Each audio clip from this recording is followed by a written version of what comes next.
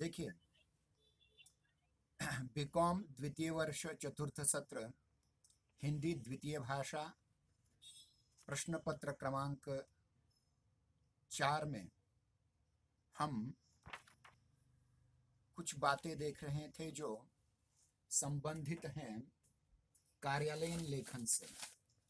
और उस कार्यालयीन लेखन में 4 प्रकार का लेखन आपके पाठ्यक्रम में दर्ज किया गया है। अर्थात ये कार्यालय सरकारी कार्यालय हो सकता है, अर्ध सरकारी कार्यालय हो सकता है, गैर सरकारी कार्यालय हो सकता है। और सबसे महत्वपूर्ण बात यह है कि इसमें कोई भी वित्त वाणिज्य संबंधी किसी भी प्रकार के कार्यालय का समावेश हो जाता है। तो इसमें देखते समय हमने ये आपको बताने की कोशिश की थी किस प्रकार से प्रारूप लेखन किया जाता है। उसके उपरांत ये देखने की कोशिश की थी किस प्रकार से टिप्पण लेखन किया जाता है, टिप्पण के प्रकार, और कुछ टिप्पण भी हमने आपके सम्मुख प्रस्तुत किए थे। थोड़ा सा पुनरावर्तन करके हम आगे संक्षेपण की ओर आज जाने वाले हैं। तो ध्यान रहे कि आप जैसे ही ये YouTube लिंक बाद में अपलोड की जाएगी तो बाकी के सारे छात्र भी जो इस समय ज्वाइन नहीं हो पा रहे हैं, अनेक जनों का डाटा का प्रॉब्लम आता है, नेट का प्रॉब्लम आता है, कुछ सुदूर देहात में रहने वाले छात्र हैं, उनके लिए कोई कठिनाई आ जाती है, लेकिन कम से कम शहर में के तो छात्रों ने यहाँ उपस्थित होना अत्यावश्यक है। तो मैं थोड़ा सा टिप्पण का एक उदाहरण जो गत शनिवार को आपके सम्मुख प्रस्तुत किया था उसको एक बार फिर से पढ़ता हूं और फिर संक्षेपण की ओर जाएंगे। टिप्पण का नमूना या उदाहरण, मान लीजिए शिक्षा मंत्रालय में किसी का यह अनुरोध पत्र आया है कि सरकारी कर्मचारियों के पुत्र पुत्रियों की शिक्षा की पूरी जिम्मेदारी सरकार को उठानी चाहिए, तब उस पर टिप्पण का नमूना यहाँ प्रस्तुत किया जा रहा है। विचाराधीन पत्र संख्या 510 दिनांक 10/6/2010 संचिका पृष्ठ क्रमांक 15। विषय, टिप्पण का विषय देखिए किस प्रकार से है। सरकारी कर्मचारियों के पुत्र पुत्रियों की शिक्षा का संपूर्ण दायित्व सरकार के द्वारा उठाने का अनुरोध। अब इसमें देखिए 1 2 3 4 ऐसे परिच्छेद करके इस पर की कठिनाइयां और अन्य चीजें भी यहाँ प्रस्तुत करने का प्रयास किया। देखिए, जैसे विचाराधीन पत्र भारत के केंद्रीय कर्मचारी संघ के मंत्री द्वारा माननीय शिक्षा मंत्री के नाम भेजा गया है। इसमें मुख्य रूप से सरकारी कर्मचारियों के पुत्र पुत्रियों का संपूर्ण शिक्षा का व्यय सरकार से वहन करने की मांग की गई है। मूल संचिका में पृष्ठ क्रमांक 15 पर अवलोकनार्थ प्रस्तुत है। ध्यान रखिए, ये जो टिप्पण है, छोटा सा नमूना मैं कहता हूँ, अवलोकनार्थ प्रस्तुत, ये सर्वाधिक प्रयुक्त किए जाने वाली सबसे छोटी टिप्पणी है। उसी प्रकार ये बड़े भी आते हैं, लेकिन अवलोकनार्थ प्रस्तुत है, ये कभी भूलना नहीं है। उसके उपरांत दूसरी बात यहाँ कही गई है, कर्मचारी संघ के मंत्री ने सभी सरकारी कर्मचारियों की सभी संतानों की संपूर्ण शिक्षा का भार सरकार द्वारा उठाने की बात कही गई है। सारे कर्मचारियों की संख्या लगभग 2 करोड़ है या उससे भी ऊपर हो सकती है। उनके पढ़ने योग्य पुत्र पुत्रियों की संख्या 3-4 करोड़ तक जा सकती है। उच्च और उच्चतम शिक्षा का व्यय 1000 प्रति छात्र प्रति मास हो सकता है। मतलब एक संतान, चाहे सरकारी कर्मचारी की, उसकी एक संतान को उच्च शिक्षा और उच्चतर शिक्षा और उच्चतम शिक्षा, उच्च शिक्षा मतलब BA, उच्चतर शिक्षा मतलब MA और उच्चतम शिक्षा मतलब PhD वगैरह, इसके लिए प्रति महीना 1000, कम से कम 1000 रुपये प्रत्येक छात्र का खर्चा आएगा। अगर यह 4 करोड़ गुना 1000 और प्रति महीना, विचार कीजिए कितना बड़ा खर्चा होगा ये। तो इस प्रकार का व्यय अरबों रुपयों तक जा सकता है, जिससे भारत जैसे विकासशील देश में ये वहन करना अत्यंत कठिन है। इस प्रकार का मामला संसद के सन 2001 के शीतकालीन सभा में भी, अधिवेशन में भी उठाया गया था। शिक्षा मंत्री इस संबंध में सरकार की असमर्थता पहले ही प्रकट कर चुके हैं। तो ये रहा तीसरा परिच्छेद। चौथा परिच्छेद, कर्मचारी संघ के मंत्री को संसद की उक्त कार्यवाही का हवाला देकर इस मामले की अव्यावहारिकता स्पष्ट कर दी जाए। अवलोकनार्थ प्रस्तुत, ये अवलोकनार्थ प्रस्तुत मैं बार बार कह रहा हूं, ये सबसे छोटी टिप्पण है, उसकी ओर आपको ध्यान देना पड़ेगा। अवर सचिव वगैरह वगैरह यहाँ हस्ताक्षर। अब वही अवर सचिव महासचिव की ओर जो ये ड्राफ्ट भेजता है या ये टिप्पण भेजता है, तो महासचिव उस पर किस प्रकार से अपना टिप्पण लिखते हैं उसका भी उदाहरण यहाँ प्रस्तुत है। पहली बार लिखते हैं, देखिए, कर्मचारी संघ के मंत्री का मूल पत्र संघ महाअधिवेशन की कार्रवाई के अनुसार लिखा गया है, जो संसद की उक्त कार्रवाई के बाद हुआ था। इसकी एकदम उपेक्षा उचित नहीं। ध्यान रखिए, मतलब अवर सचिव ने पूरी तरह से नकार दिया इसे, क्योंकि सरकार का खर्चा और बढ़े, यह सरकार व्यय करना संभव नहीं है। और शिक्षा मंत्री इस पर पहले असमर्थता व्यक्त कर चुके हैं। ये बात अवर सचिव ने कही, लेकिन महासचिव ऐसी बात नहीं कह सकता, थोड़ा सा मीठा बोल रहे हैं। कर्मचारी संघ के मंत्री का मूल पत्र संघ महाअधिवेशन की कार्रवाई के अनुसार लिखा गया है, जो संसद की उक्त कार्यवाही के बाद हुआ था। इसकी एकदम उपेक्षा उचित नहीं। इसकी उपेक्षा नहीं करना चाहिए, इस पर थोड़ा विचार करो। ठीक है, पूरा खर्चा नहीं दे सकते, 10%, 20%, 40%, 50%, जैसा हो सके उसके लिए कुछ प्रयास करेंगे, इस प्रकार से महासचिव कह रहे हैं। दूसरी बात उन्होंने कही कि सरकारी कर्मचारियों के किसी एक निम्नतम वर्ग, मतलब चतुर्थ श्रेणी, जो चपरासी वर्ग के लोग होते हैं, उनके पाल्य हैं, उनकी जो संतानें हैं, उनको थोड़ा सा अनुदान दिया जा सकता है शिक्षा में उनके संतानों के लिए। लेकिन जिनकी पगार ज्यादा है, जो द्वितीय श्रेणी, प्रथम श्रेणी, जिसको हम अंग्रेजी में कहते हैं class 1 officer, super class 1 officer, उनको इतनी पहले सुविधाएं होती हैं, इतनी अधिक पगार होती है, फिर उनके संतानों के लिए अलग से प्रबंध पैसों का करना, उनकी शिक्षा, उच्चतर शिक्षा, उच्चतम शिक्षा के लिए ये असंभव है।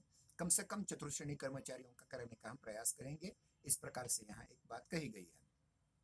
और यह अनुदान केवल उच्चतर शिक्षा तक सीमित होगा, मतलब प्राथमिक माध्यमिक शिक्षा या फिर पीएचडी के लिए, उच्चतम शिक्षा में नहीं।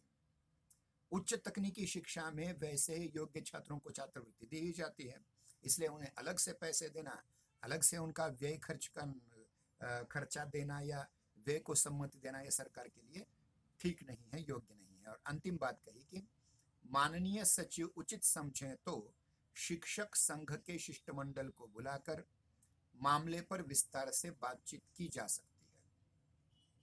महासचिव का हस्ताक्षर। तो इस प्रकार से देखते हैं कि टिप्पण का एक बहुत बेहतरीन नमूना आपके सम्मुख प्रस्तुत किया गया है। ये बड़ा टिप्पण है, छोटा टिप्पण अवलोकनार्थ प्रस्तुत यहाँ से शुरू हो जाता है, इतना भी ध्यान रखें तो भी चलेगा। और मैंने इससे पूर्व भी कहा था कि जितने भी केंद्र सरकार के कार्यालय हैं, जैसे पोस्ट ऑफिस है, जैसे रेलवे है, जैसे राष्ट्रीयकृत बैंक हैं, जैसे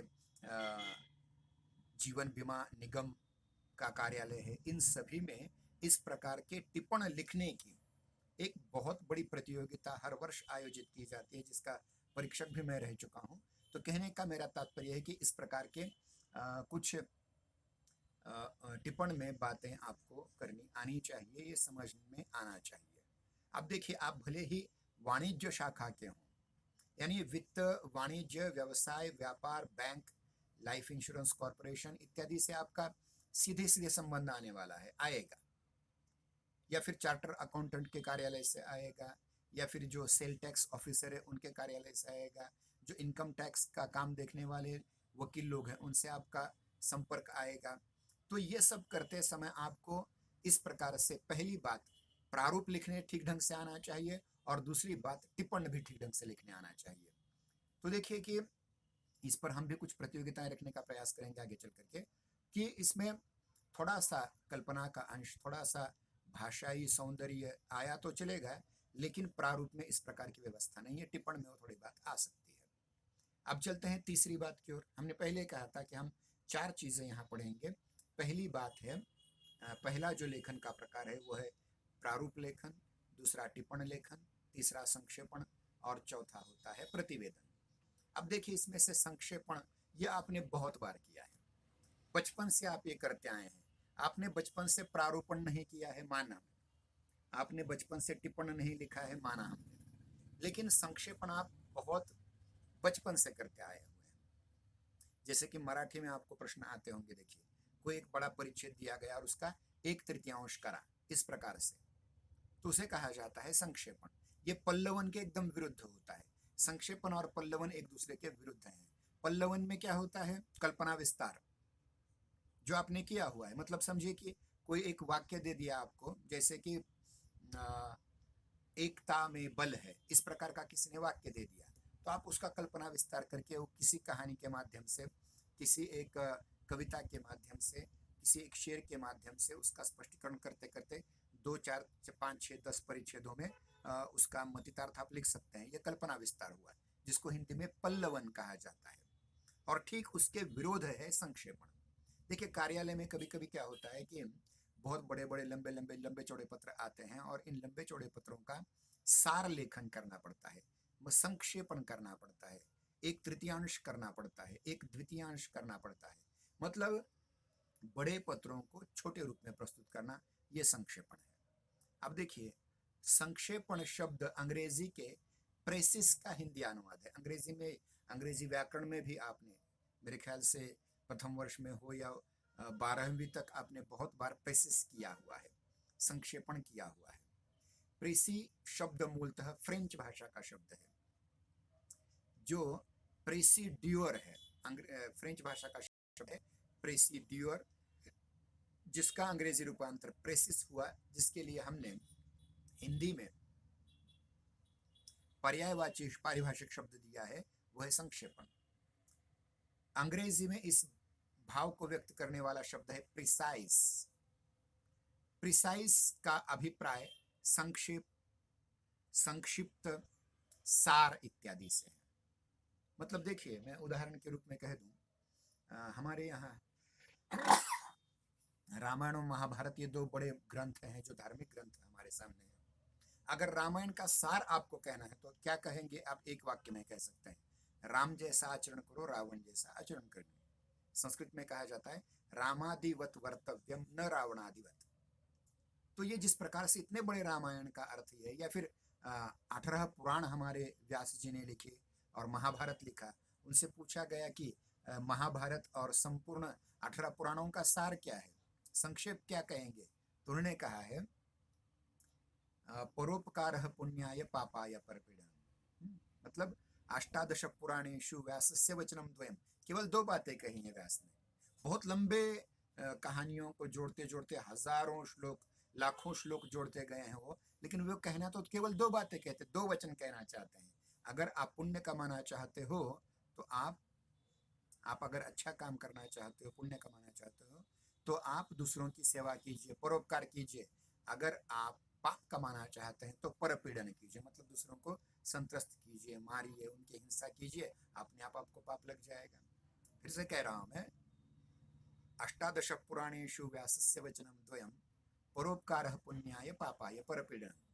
मतलब अगर आप पुण्य कमाना चाहते हैं तो परोपकार करो, दूसरों पे उपकार करो, और अगर आप पाप कमाना चाहते हैं तो आप परपीड़न कर सकते हैं। तो इस प्रकार से हम देखते हैं कि छोटी छोटी छोटी छोटी बातों में बड़ी बड़ी चीजों का सार कहने की पद्धति हमारे यहाँ बहुत पहले से रही है। अब उसी बात को हम देखिए, जितनी भी कहानियां पंचतंत्र में आती हैं, जितनी भी कहानियां हितोपदेश में आती हैं, जितनी भी कहानियां वेताल पंचविशी में, बेताल 25 में आ जाती है, जितनी भी कहानियां सिंहासन 32 में आ जाती है, जितनी भी कहानियां छोटी मोटी हमारे या यूं कहेंगे कथा सरित सागर में आती हैं, उन सभी कहानियों के अंत में एक तात्पर्य दिया होता है। वो तात्पर्य ही कहानी का सार है। अब इस प्रकार से ये तो हुआ साहित्य के बारे में, नहीं रामायण महाभारत हो, 18 पुराण हो, वेताल 25 हो, सिंहासन 12 हो, हितोपदेश हो, पंचतंत्र हो, इन सब में कहानियों का सार आप उसमें पढ़ाने के लिए रखा जा सकता है, लेकिन कार्यालयीन काम में सार का निकालने की एक अलग पद्धति होती है। मतलब कहानी पढ़ने पर जो आप समझ जाते हैं वो आप उसका सार बता सकते हैं, लेकिन यहाँ थोड़ा सा अलग है। अब ये अलग, इसको समझने के लिए संक्षेपण इस शब्द की व्युत्पत्ति कैसे हुई, उत्पत्ति नहीं, व्युत्पत्ति कैसे हुई उसको समझना बहुत जरूरी है। पहली बात देखिए कि संस्कृत में एक धातु है क्षिप। क्षिप का अर्थ होता है फेंकना। क्या कहा जाता है? अब देखिए, एक चीज मैंने कहीं से ऐसे फेंक दी तो इससे कहा जाए क्षिप। क्षिप मतलब जैसे प्रक्षेपास्त्र होते हैं, वो क्षेपण प्रक्षेपण उसका होता है। बाण का प्रक्षेपण होता है, किसी हथियार को फेंक करके मारना, ये प्रक्षेपण हो सकता है। तो मूलतः क्षिप शब्द अर्थ का, क्षिप इस धातु का अर्थ होता है फेंकना, लेकिन उसको ही सम उपसर्ग लग दिया जाए तो होगा संक्षिप्त, और ल्यूट प्रत्यय जोड़ दिया जाए तो उसका अर्थ होगा, उसकी व्युत्पत्ति होगी संक्षेपण। सम उपसर्ग पूर्वक क्षिप धातु के साथ ल्यूट प्रत्यय के योग से संक्षेपण शब्द बनता है। अब संक्षेपण का उद्देश्य समझ लेना चाहिए। संक्षेपण कोई आसान चीज नहीं है। संक्षेपण को समझने के लिए बहुत गहराई में उतरना पड़ेगा। संक्षेपण का उद्देश्य किसी विस्तृत विषय को, विस्तृत विषय वस्तु को या पाठ को, उस टेक्स्ट को, उसके मूल भावों को संक्षिप्त रूप में कम से कम शब्दों में प्रस्तुत करना है, यह संक्षेपण है। संक्षेपण में प्रत्यक्ष तथा मूल तथ्यों का, संक्षेपण में प्रत्यक्ष तथा मूल तथ्यों का संक्षिप्त तथा प्रवाहपूर्ण संकलन किया जाता है। उसमें प्रवाह होता है, वहां कोई अड़चन नहीं होती, ऑब्स्टेकल नहीं होता। संक्षेपण एक स्वतः पूर्ण रचना है, जिसको पढ़ लेने के बाद मूल अंश को पढ़ने की आवश्यकता नहीं रहती। मतलब देखिए, इतना लंबा कुछ पढ़ने की आवश्यकता नहीं है।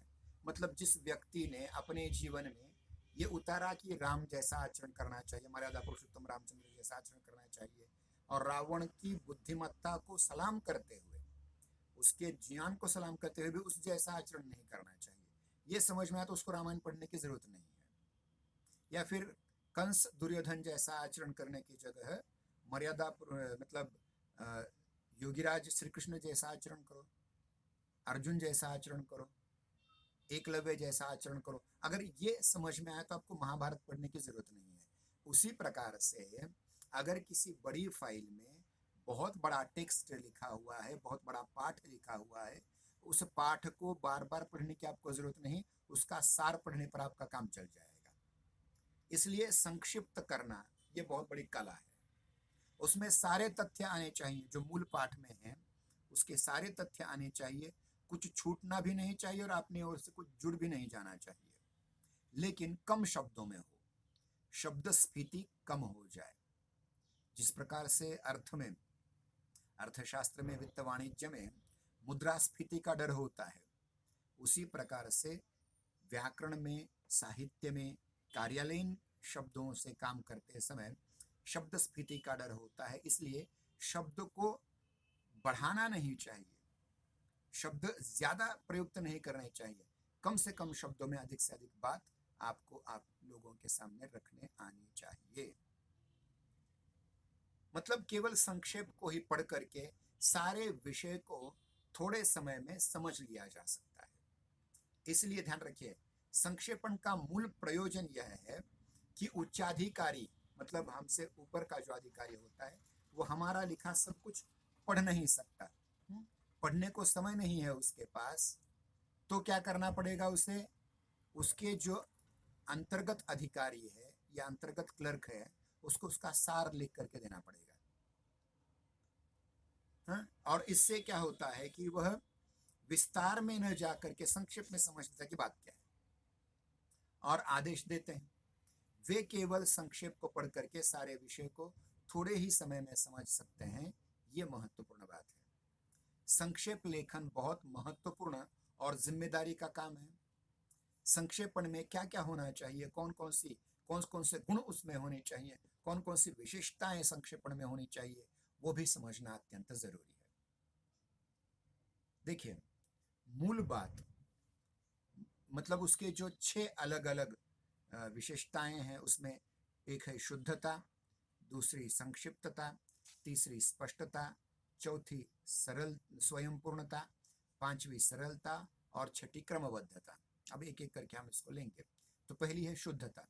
मूल पाठ में जो तथ्य और संदर्भ होते हैं, मूल पाठ में जो तथ्य और संदर्भ होते हैं, उनका सहज रूप में, उनका सही रूप में वे तथ्य आने चाहिए ताकि वो मूल पाठ के अनुरूप हो जाए, मूल पाठ जैसा ही हो जाए, क्योंकि उसमें वो जो तथ्य मूल पाठ में है वो अगर संक्षेपण में नहीं उतरे तो संक्षेपण करने का कोई अर्थ नहीं है, मतलब नहीं है।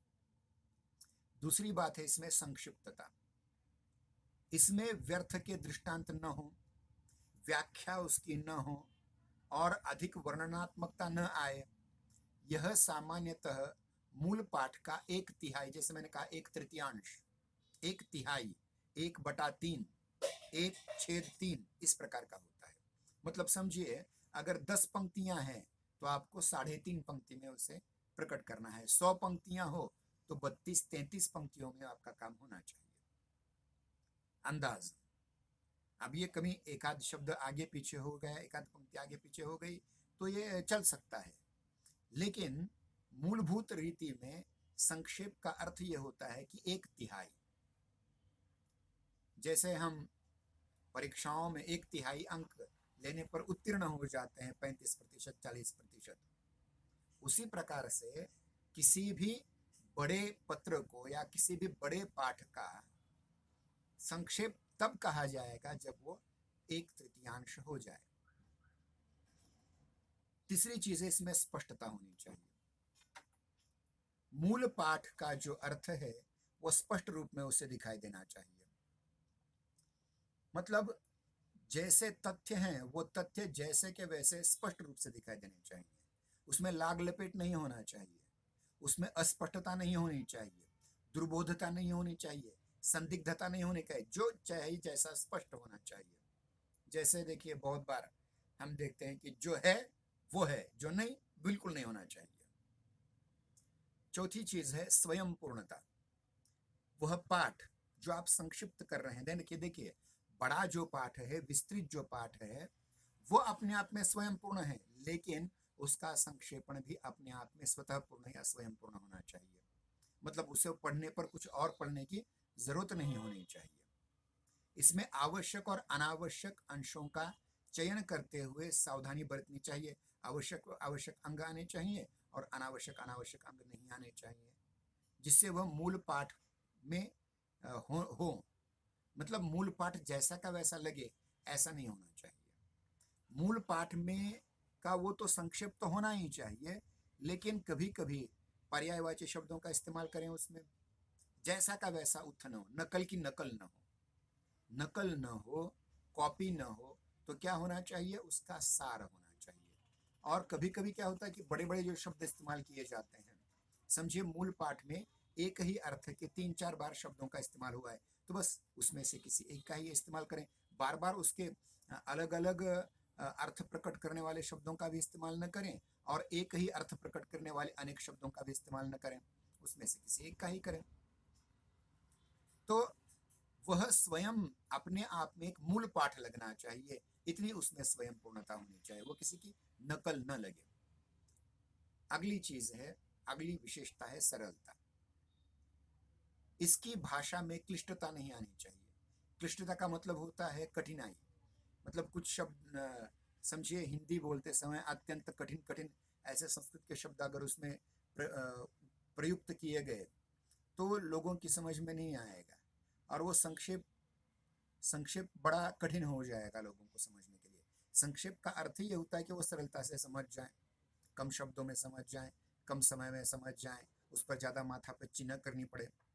तो उसी प्रकार से ये सरलता, ये उसका और एक गुण है और एक विशेषता है, जिससे भाषा में क्लिष्टता न आए, कठिनाई न आए, अनेकार्थी शब्द न हो, कुछ ऐसे शब्द हों जो सचमुच सरल, उसका झट से अर्थ समझ में आए। यदि समस्त शब्दों को ग्रहण किया जाएगा, जैसे मूल पाठ में शब्द हैं वही शब्द अगर ग्रहण किए जाएंगे तो फिर संक्षेप कहाँ हुआ। लेकिन देखिए ये मूल पाठ के भी कुछ शब्द भी ग्रहण किए गए हैं, तो भी अपने आप में वो सरल और प्रवाहपूर्ण गति से आने चाहिए। पर्यायवाची शब्द आप देना नहीं चाहते, उसके कोई हर्ज नहीं, वही शब्द लीजिए, लेकिन वो प्रवाहपूर्ण, गतिपूर्ण और सरलतापूर्ण आने चाहिए। अंतिम छठी विशेषता है इसकी क्रमबद्धता। मतलब देखिए कि मूल पाठ का पहला परिच्छेद, दूसरा परिच्छेद, तीसरा परिच्छेद, ये क्रमबद्धता होगी। और पहले परिच्छेद का जो सार है वो आपको पहले लिखना पड़ेगा, दूसरे परिच्छेद का सार दूसरे परिच्छेद, दूसरी बार तीसरा, इस प्रकार से उसमें क्रमबद्धता होनी चाहिए। अगर ये क्रम चूक गया, पहली चीज बाद में आ गई और बाद में चीज पहली आ गई, क्रम टूट गया, तो कोई अर्थबोध नहीं होगा। उल्टे अर्थ और संदिग्ध हो जाएंगे, अर्थ और अस्पष्ट हो जाएंगे, इसलिए क्रमबद्ध होना भी अत्यंत जरूरी है यहाँ। और देखिए कि वाक्य योजना भी उसमें सुगठित होनी चाहिए, सुसंबद्ध होनी चाहिए, और सबसे महत्वपूर्ण चीज है कि इसमें प्रवाह पूर्णता आनी चाहिए। एक प्रकार का प्रवाह आना चाहिए, कहीं बीच में ऑब्स्टेकल न हो, जो कठिनाई न आ जाए। हा? और संतुलित होने से इसका स्वरूप निखर आएगा, और संतुलन होना चाहिए, जैसे मूल पाठ में है उसका संतुलन उसमें दिखने आना चाहिए। अगर आप अपने नए पाठ को, अपने सार पाठ को, संक्षेपण पाठ को और अधिक निखार लाना चाहते हैं तो उसमें ये 6 के 6 गुणधर्म होने जरूरी हैं। मैं फिर से उन विशेषताओं, उन गुणधर्मों को एक बार पढ़ लेता हूँ। शुद्धता, पहली चीज है शुद्धता, दूसरी संक्षिप्तता, तीसरी स्पष्टता, चौथी स्वयं पूर्णता या स्वतः पूर्णता, पांचवी सरलता, और छठी फिर से क्रमबद्धता। तो इस प्रकार से हम देखते हैं कि संक्षेप में ये संक्षेपण करना, संक्षेपण लेखन या संक्षेपण करना, उसकी कौन कौन से गुणधर्म या विशेषताएं हैं। अब हम चलते हैं उसके नियमों की ओर। नियम भी 8 प्रकार के हैं। नियम, ये जो 8 नियम है, उन 8 नियमों को समझने के लिए हम एक एक नियम को आपके सम्मुख प्रस्तुत करने का प्रयास करेंगे। चलते हैं पहले नियम को लेकर के। जो पहला नियम क्या कहता है कि पाठ को समझने के लिए कम से कम 2, 3, 4 बार पढ़ना ही चाहिए, ताकि पाठ का वस्तु विश्लेषण किया जा सके। मतलब जो आपके सामने विस्तृत रूप से पहले पाठ रखा हुआ है, जिसका आपको संक्षेपण करना है, उस पाठ को आपको 2, 3, 4 बार ठीक ढंग से पढ़ लेना चाहिए, ताकि उसका अर्थ पहले आप ग्रहण कर सकें, या उसका वस्तु विश्लेषण आप कर सकें अलग शब्दों में, कोई हर्ज नहीं। तो पहला, मैं फिर से नियम कह रहा हूं कि जो विस्तृत पाठ है उसको 2, 3, 4 बार पढ़ो। पढ़ने के बाद आपको उसके वस्तु विश्लेषण की क्षमता आप में आ जाएगी। दूसरी बात, पाठ के मुख्य भावों तथा विचारों का चयन कर उन्हें रेखांकित कीजिए।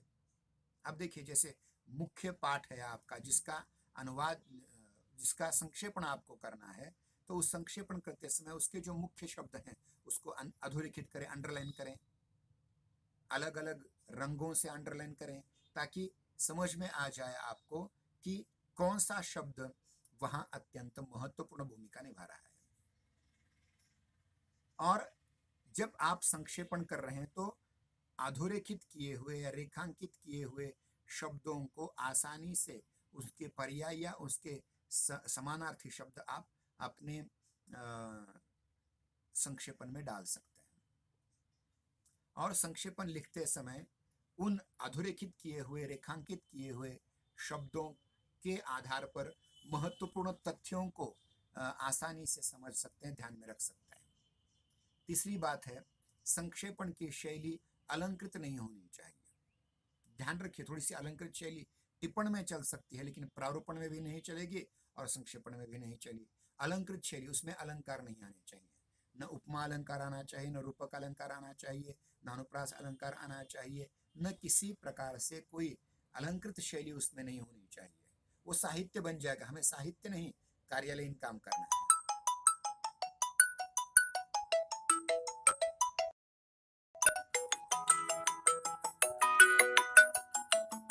सरता चालू है।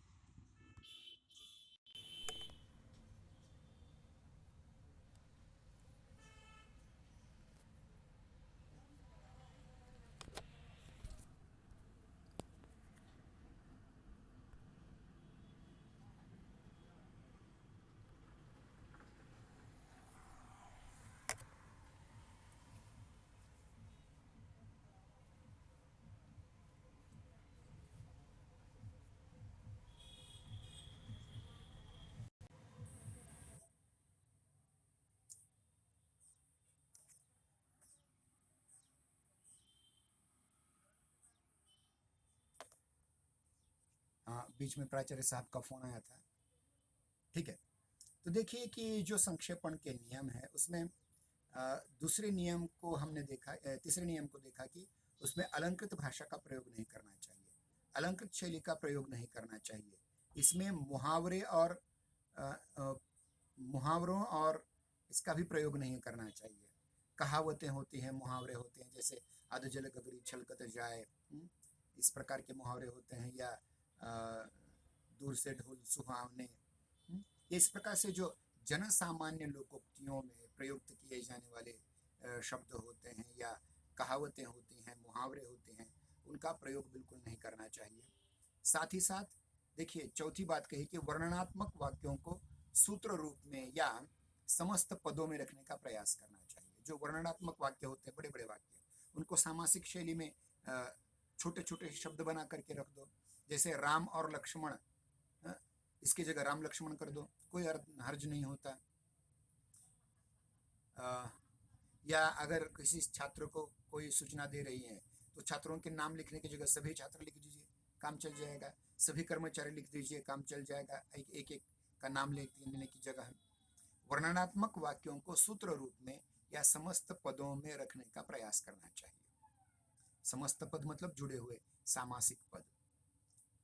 पांचवी बात यहाँ कही गई कि संक्षेपण यथासंभव भूतकाल में लिखा जाना चाहिए। मतलब उसमें सारे काल जो प्रयुक्त होगा वो भूतकाल प्रयुक्त होगा, वो वर्तमान भी नहीं होगा और भविष्यत काल भी नहीं होगा, जब तक उसमें कोई वास्तविक सत्य न हो। वास्तविक सत्य आ जाए तो उसे वर्तमान काल में लिखें, लेकिन अधिकतर संक्षेपण भूतकाल में, क्योंकि भूतकाल में कोई एक पाठ पहले आपको दिया है और उसका संक्षेपण आप कर रहे हैं, मतलब ये भूतकाल में घटी हुई घटना को लिखना है और तो भूतकाल का ही प्रयोग करना पड़ेगा।